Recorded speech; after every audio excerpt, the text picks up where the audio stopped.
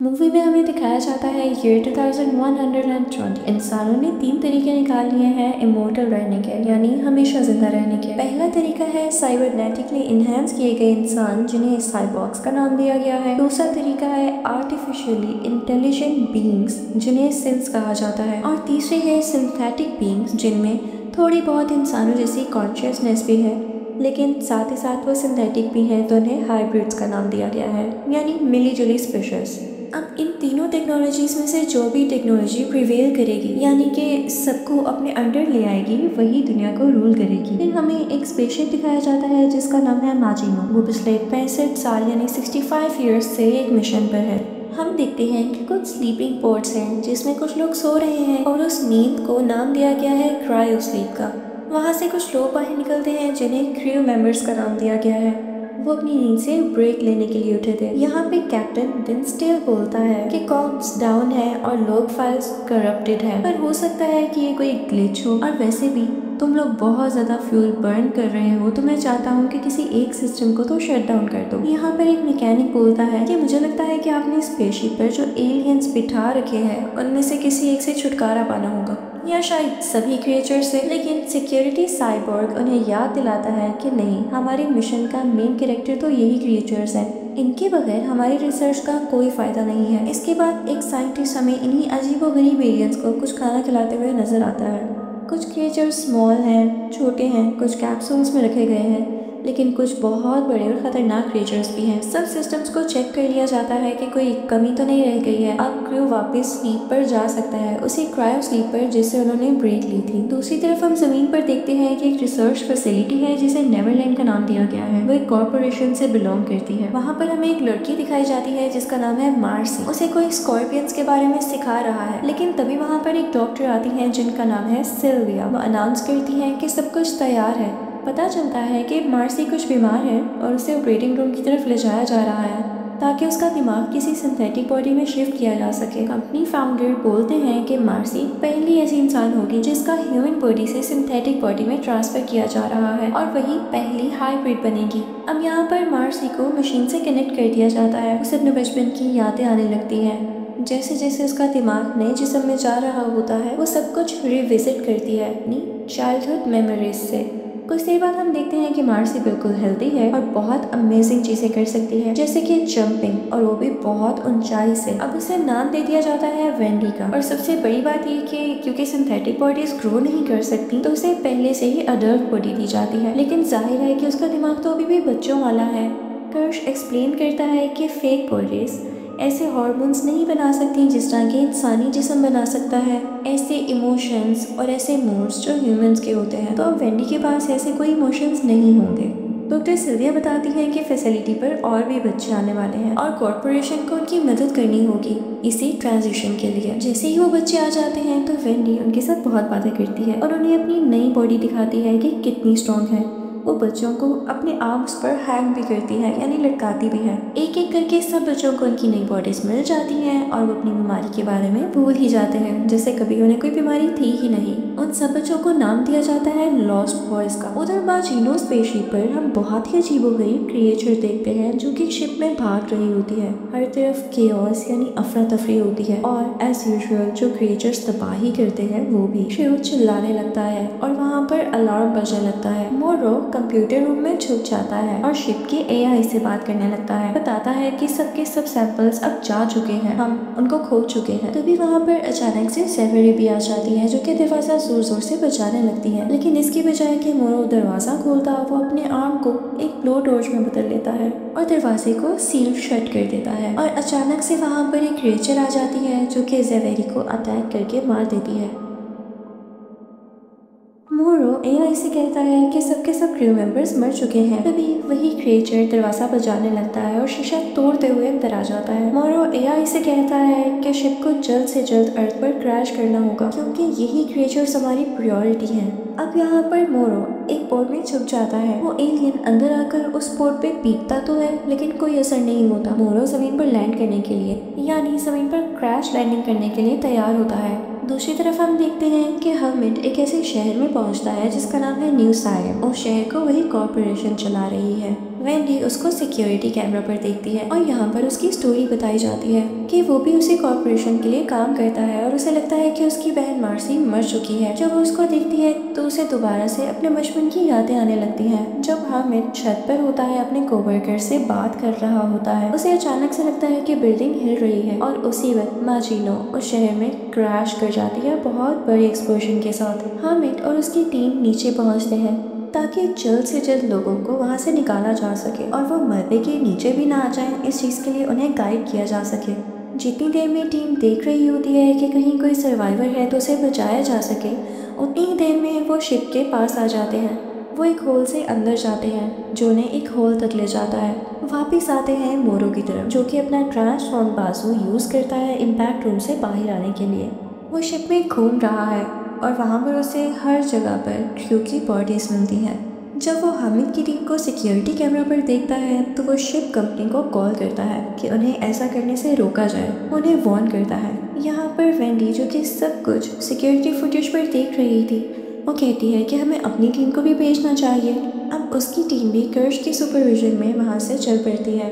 उधर माजिनो पर हामिद टीम के 2 मेंबर्स सर्वाइवर्स को ढूंढने लग जाते हैं। जैसे ही सोल्जर्स बॉडीज ढूंढ रहे होते हैं तो एक लीच लाइक एलियन सीलिंग में से निकल कर आता है और उनकी शर्ट्स में घुसने की कोशिश करता है। अचानक से मोरो आता है और उन सोल्जर्स को अपना हॉस्टेज बना लेता है। जब मोरो वहाँ से चला जाता है तो वही बग्स उन आदमियों के सर में क्रॉल कर जाते हैं और आहिस्ता आहिस्ता उनके दिमाग को खाकर उन्हें मार डालते हैं। उधर हम देखते हैं कि साइंस लैब रूम में हामिद और उसके 2 साथी बॉडीज से भरे हुए पोर्ट को पाते हैं। जब वो हेडक्वार्टर बताने की कोशिश करते हैं तो रेडियोस इनस्टेबल हो जाते हैं। हामिद जब डेड बॉडीज पर देखता है तो उसे लगता है कि ये तो हफ्तों से डेड पड़ी हैं। वो बिना ये चीज़ नोटिस किए कि एक पोर्ट में एलियन भी है, वो दूसरे रूम में चले जाते हैं। वहाँ भी उन्हें डेड बॉडी से मिलती है। इसके बाद जब वो तीनों वहाँ से चले जाते हैं, यानी शिप से निकल जाते हैं, बिल्डिंग के अंदर सर्च करने लगते हैं, तो उन्हें इस बात का बिल्कुल भी अंदाज़ा नहीं होता कि एक एलियन जिसका नाम है जेनोमॉर्फ उनका पीछा कर रहा है। वो सीढ़ियों से जाते हैं और उसके बाद उन्हें जिस दरवाजे से गुजरना होता है उस तक जाने के लिए बीच में एक बहुत बड़ा गड्ढा होता है। हामिद का साथी जंप करता है, वो वहाँ तक पहुँच तो जाता है लेकिन उसे चोट भी लगती है। उनका अगला साथी भी वहाँ तक जंप करके जाता है पर फ्लोर टूट जाता है, पर पहला साथी उसे पकड़ने में कामयाब हो जाता है। अब इससे पहले कि हामिद भी जंप करता, वो देखता है कि कुछ सलाइवा लाइक उसके शोल्डर पर गिर रहा है। वो ऊपर देखता है तो उसे पता चलता है कि ज़ेरोबॉर्फ तो छत पर ही है। हामिद अपनी जान बचाता हुआ वहाँ से भागता है और रेडियो पर कांटेक्ट करने की कोशिश करता है। यहाँ पर हमें एक फ्लैशबैक दिखाया जाता है जिसमें पता चलता है कि हामिद ने अपने कॉन्ट्रैक्ट की टर्मिनेशन के लिए कहा था क्योंकि उसे मेडिकल स्कूल जाना था, लेकिन उसे टर्मिनेशन नहीं दी गई, तो अब उसे 7 महीने और काम करना है। अब वेंडी ये सब कुछ कैमरा में देख रही होती है और जब कर्श की टीम वहाँ पर पहुँचती है तो वेंडी को एक बहुत अजीबोगरीब साउंड सुनाई देती है जो कि और किसी को नहीं सुनाई देती। जब वो सिक्योरिटी कैमरा को हैक करती है तो उसे पता चलता है कि उसका भाई एलिवेटर में अब तक फंसा हुआ है, तो वो भागकर बिल्डिंग में जाती है। जैसे ही वो पास जा रही होती है तो आवाज़ फट रही होती है। कर्श भी उसके साथ साथ होता है और बाकी लॉस्ट बॉयज़ की टीम भी। वो सब जब शिप के अंदर जाते हैं तो देखते हैं कि शिप की सीलिंग पर अभी भी एलियन प्लांट स्टक है। हर तरफ खून से भरी हुई बॉडीज़ हैं। उन्हें एक बिल्ली भी दिखती है जिसकी आँख के अंदर एक एलियन होता है और वो मिनी एलियन उस बिल्ली की आँख अपने साथ लेता हुआ उसकी बॉडी से निकल जाता है। अब वही छोटा सा एलियन आगे बढ़कर एक टीम मेंबर पर भी अटैक करता है, लेकिन वो उसे अपने हाथ से रोक देती है। वहाँ पर वो उसे एक टेबल पर फेंक देते हैं जहाँ उसे एक ट्रे में कैच कर लिया जाता है। कर्श उसकी बॉडी कंप्यूटर से कनेक्ट करता है तो उसे पता चलता है कि ये तो एक रिसर्च वेसल था।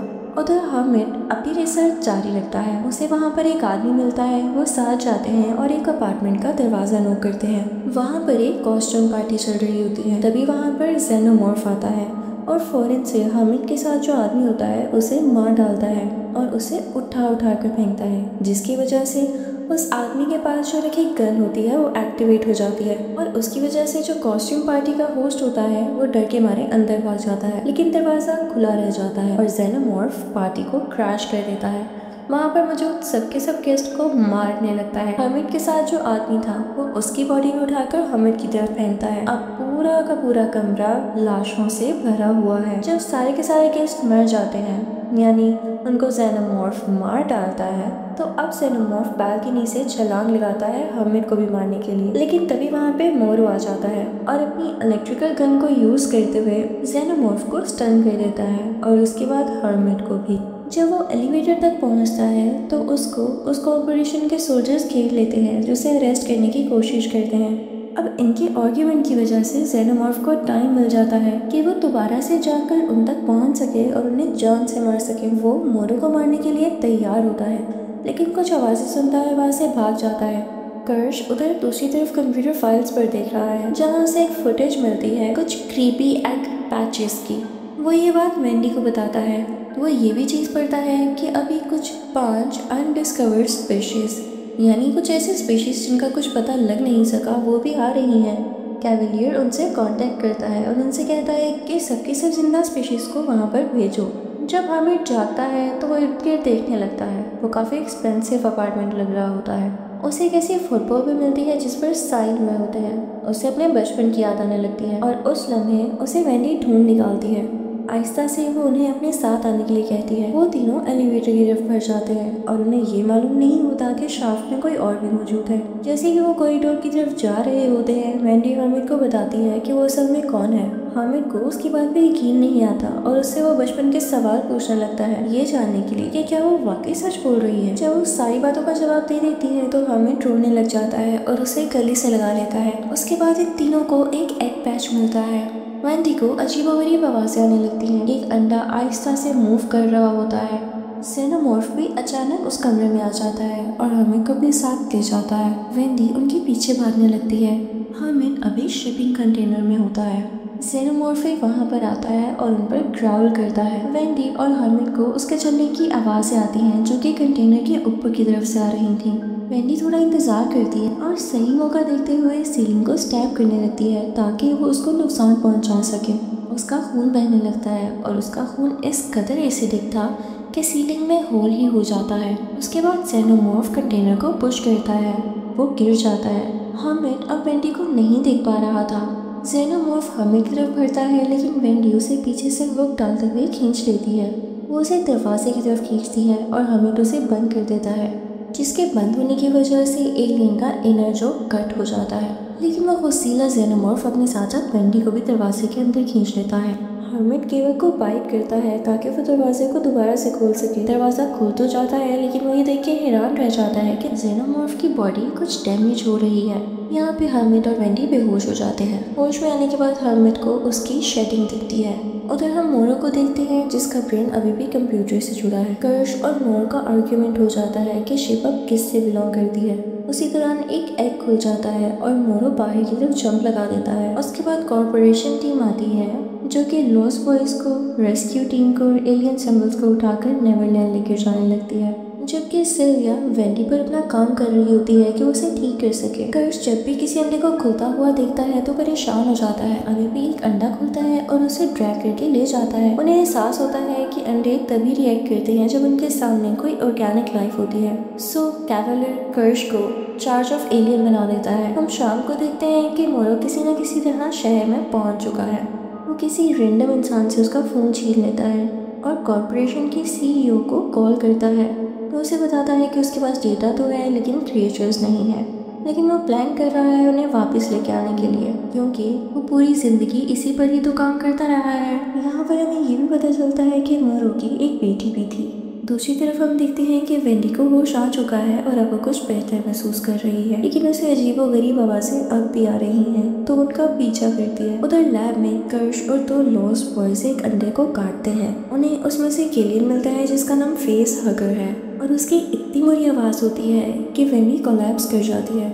उधर हम ऑपरेटिंग रूम में हर्मिट को देखते हैं जहाँ पे उसका एक लंग यानी गुर्दा निकाला जा रहा है जो कि अभी ट्यूब में प्रिजर्व्ड है। फिर वहाँ पर कर्श आता है और पैरासाइट को टैंक में गिरा देता है ताकि खुद ब खुद लंग की तरफ चला जाए। वेंडी सबको बताती है कि मुझे बहुत अजीबोगरीब आवाज़ें आती हैं और वो सिर्फ मुझे ही क्यों सुनाई देती है। ऐसे लगता है कि जैसे वो एलियन मुझे से बात करना चाह रहे हैं। कैवलियर उसे कहता है तो क्या तुम वो साउंड्स मिमिक कर सकती हो। वेंडी वो साउंड्स मिमिक करती है और वो आवाज़ें सबको बहुत अजीब लगती हैं। हम लैब में देखते हैं एक आई एलियन को जिसे ग्लास केस में रखा गया है। उसी ग्लास केस में एक शीप भी होती है और शीप के सर पर जंप लगाता है और फौरन से उसको मार डालता है, उसकी आंख को बाहर निकाल कर। वहाँ पे एक लड़का ऑर्थर एलियंस की प्रेजेंस को यानी उनकी मौजूदगी को डिसअप्रूव करता है, मानता नहीं है। उसे ये शक था कि उन्होंने हाइपर एडवांस एआई को बनाने के लिए 6 बच्चों का कत्ल किया था। तभी वहाँ पर नेम्स आ जाती है और बोलती है कि वो एक्सपेक्ट कर रही है। फिर ऑर्थर उसे एक्सप्लेन करता है कि तुम्हारे जैसी मैकेनिकल बॉडी के लिए पॉसिबल ही नहीं है, पर नेम्स कहती है नहीं, ये असल है। पर सिल्विया उसे समझाती है कि ऐसा पॉसिबल नहीं हो सकता। उधर कैवलियर वेंडी से कहता है कि वो हमिक को घर भेज देगा, लेकिन इसके बदले में वेंडी को जेनोमॉर्फ रिसर्च में उनकी हेल्प करनी होगी क्योंकि उन्होंने वेंडी के भाई हमिक को यहाँ पे रहने दिया। बाद में हम देखते हैं कि वेंडी लैब में जाती है और उन्हें अजीबोगरीब आवाज़ों को रिपीट करती है कि वो एलियन और हर्मिट के लंग से बात कर सके। तभी अचानक से हर्मिट के लंग में से एक बेबी जेनोमॉर्फ निकल कर आता है, लेकिन वेंडी उसे ठंडा करती है उसी अजीबोगरीब आवाज़ को निकाल कर, और उसके बाद उस बेबी जेनोमॉर्फ को पेट करने में कामयाब हो जाती है। कर्श ये सब दूर से देख रहा होता है। तभी वहाँ पे एक फ्लैशबैक आता है जो दिखाता है कि मार्जिनो का क्रू अपने क्रायोट के अंदर जा रहा है। वहाँ हम देखते हैं कि आग भी है और 2 फेसहगर्स वहाँ से एस्केप कर चुके हैं। एक ने कैप्टन डेंस्टेल को मार दिया है और दूसरे ने अपनी बॉडी किसी और के साथ अटैच कर रखी है। मोरो भाग कर जाता है इन्फर्मरी की तरफ और उसे पता चलता है कि डेंस्टेल वाकई ही मारा गया है, क्योंकि कुछ क्रू मेंबर्स ने जब फेसहगर्स को मारा था तो उनका खून उसी कैप्टन के फेस पर भी गिरा था।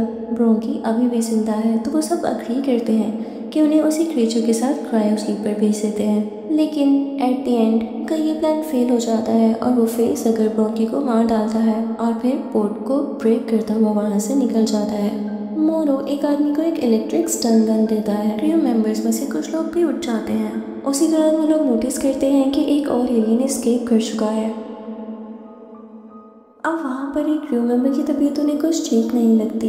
जब उसका स्कैन किया जाता है तो पता चलता है कि उसके डाइजेस्टिव ट्रैक्ट में कुछ डार्क स्पॉट्स हैं। उसका बहुत ज़्यादा खून निकल रहा होता है। वहाँ मौजूद 2 लोग उसका ऑपरेट करने लगते हैं और जब वो उसका ऑपरेशन कर रहे होते हैं तो उन्हें कुछ फॉरेन बॉडीज नज़र आती हैं। उन्हें लगता है कि शायद ये कोई टिक्स है। जब उनको रिमूव कर रहे होते हैं तो एक टिक एक गैस स्प्रे करती है जो कि फौरन वहाँ पर मौजूद 3 लोगों को मार डालती है। बाकी वहाँ से भागने की कोशिश करते हैं, लेकिन जो एलियन बग्स होते हैं वो उसकी बॉडी से निकल आते हैं। वहाँ पर एक और जेनोमॉर्फ अटैक करने के लिए आ जाता है। अब मोरो इन सब चीज़ों से बहुत तंग आ चुका था। वो शिप की कमांड ले लेता है, सबको ऑर्डर देता है कि जितना जल्दी हो सके हमें अर्थ पर पहुँचना होगा। इसके बाद मोरो कॉरिडोर की तरफ जाता है, लेकिन उसे कोई रोक लेता है जो उसके ऊपर फायर भी चलाता है। इसी फायर के दौरान एक और आदमी हर्ट हो जाता है। मोरो उसे घसीटता हुआ लैब में ले आता है और उसे छुपा देता है। अनफॉर्चुनेटली वही आदमी जिसने मोरो का कॉरिडोर में रास्ता रोका होता है वो वहाँ पर आ जाता है और उस आदमी को जिसको मोरो ने छुपाया था उसको सर में गोली मार देता है। मोरो भी वापस उस पर गोली चलाता है, लेकिन वो दूसरे दरवाजे से भाग जाता है। लेकिन मोरो भी आकर उसे ब्लेड से मार डालता है, लेकिन दरवाज़ा खुले रह जाने की वजह से आई एलियन भी लैब से बाहर निकल आता है।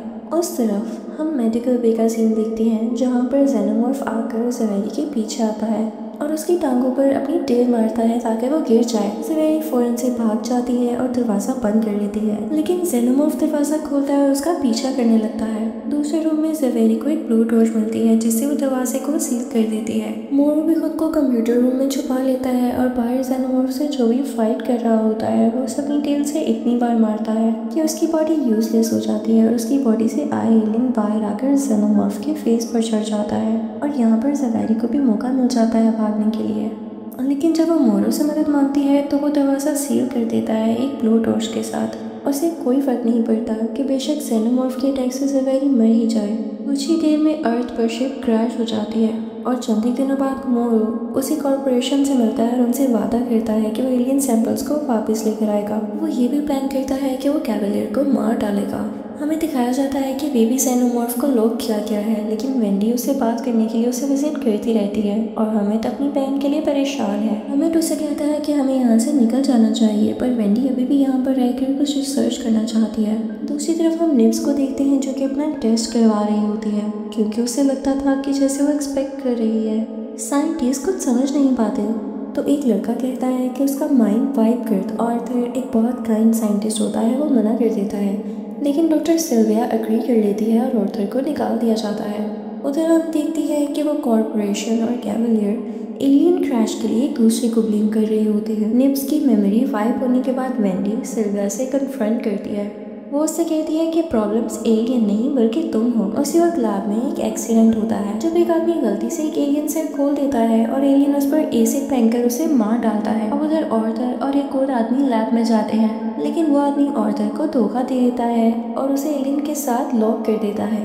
थोड़ी देर बाद एलियंस वहाँ से एस्केप कर जाते हैं और साइंटिस्ट को मारना शुरू कर देते हैं। यहाँ पर वेंडी हैकिंग से जेनोमॉर्फ को फ्री कर देती है ताकि वो उनकी मदद करे। हर्मिट आर्थर की मदद से उनके ट्रैकर्स बंद कर देता है और फिर तीनों यानी वेंडी, हर्मिट और निब्स जंगल की तरफ भाग जाते हैं। जंगल में उनको कुछ ग्रेव्स मिलती हैं असली बच्चों की, जिनके माइंड्स इन हाइब्रिड्स में ढाले गए थे। वहाँ सोल्जर्स भी आ जाते हैं, लेकिन वेंडी जेनोमॉर्फ को बुला लेती है जो सबको मार डालता है। जब वो डॉग्स तक पहुँचते हैं, सोल्जर्स उनका इंतजार कर रहे होते हैं। एक सोल्जर निब्स का टॉय पानी में फेंक देता है तो निब्स उस पर अटैक कर उसका जो तोड़ डालती है। यहाँ पर फाइटिंग होने लग जाती है। वेंडी और निब्स दोनों अपनी रोबोटिक स्ट्रेंथ से सोल्जर्स को गिरा देती हैं, लेकिन एंड में हर्मिट ट्रोथ देख के निब्स को रोक लेता है और सब पकड़े जाते हैं। इस दौरान हम देखते हैं कि जेनोमॉर्फ पूरे आइलैंड पर इंसानों को मार रहा होता है और वेंडी फैसिलिटी के सिस्टम को हैक करके सिल्विया को उनके क्राइम्स दिखाती है और सेल्फ डिस्ट्रक्ट अलार्म एक्टिवेट कर देती है। वहाँ मोरो और कर्श के दरमियान लड़ाई होती है। मोरो मरने ही वाला होता है और इसी दौरान अब कंट्रोल से बाहर भी होने लगता है। एडम हर्मिट को ट्रिक करता है और एक एलियन उस पर अटैक करता है, लेकिन वेंडी उसे बचा लेती है। वो उसकी बॉडी को रोबोटिक तरीके से फ्रीज कर देती है, कुछ हैकिंग करके। अब फाइनली यहाँ पर आखिरी सीन आ जाता है जिसमें कैवलियर एस्केप करने की कोशिश करता है और $1 मिलियन रिवॉर्ड ऑफर करता है। यहाँ वेंडी भी जेनोमॉर्फ को बुला लेती है जो सब गार्ड्स को मार डालता है। अब हर्मिट कैवलियर को बेहोश कर देता है और वेंडी सब कर्ब साइंटिस्ट जिनमें सिल्विया, एडम, मोरो, कर्श और कैवलियर हैं उनको एक सेल में बंद कर देती है और यहाँ पर बोलती है कि अब इंसान नहीं, हम हाइब्रिड्स और एलियंस रूल करेंगे। इसी के साथ सीन यहाँ पर क्लोज हो जाता है। Thank you for watching.